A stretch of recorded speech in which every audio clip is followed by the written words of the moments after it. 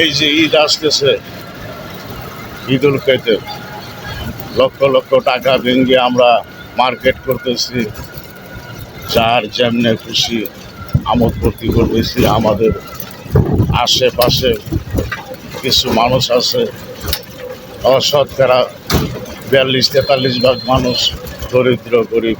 আমরা তাদের খোঁজ খবর নিচ্ছি না। যারা খোঁজ খবর দিচ্ছেন না তারা কি ভালো করছে?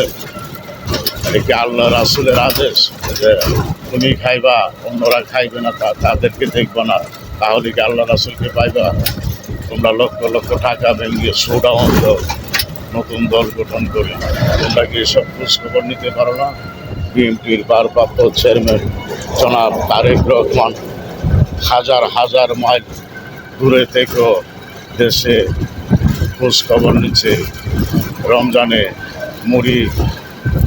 মুড়ি লবণ পানি খেয়ে রোজা রেখেছে, তার খোঁজ খবর নিয়েছে। আমরা বিএনপি পরিবার সেই লোকজন দিয়ে তাদের খোঁজ খবর নিয়েছে। আর যারা বিএনপি করো, তারেক জিয়ার দল বা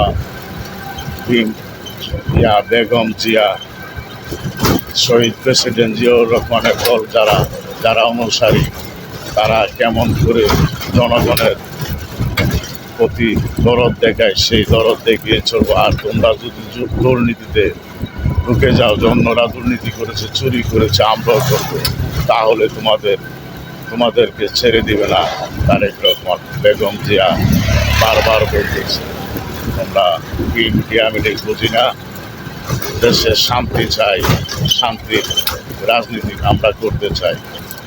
শান্তির রাজনীতি করবা, দুর্নীতি চুরি ডাকাতি রুদ্রাজ করতে চাই না। তাহলে পূর্বে যারা দুর্নীতি করেছে, দেশ থেকে পালিয়ে গিয়েছে, তাদের মতনই হইলাম।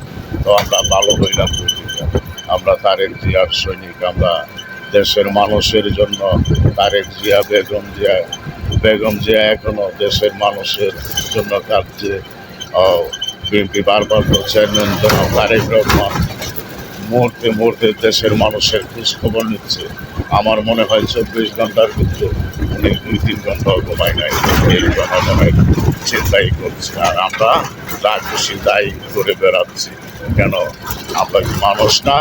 আমরা কি আল্লাহর বান্দা, নবীর উম্মত না? যারা আবল তাবল কথা বলো তারা ভালো হয়ে যাও। বিএনপির বিরুদ্ধে যুদ্ধ ঘোষণা করতে চাও, কইল না, ভালো হয়ে যায়। বিএনপি সত্যিকার একজন আল্লাহ ছিল।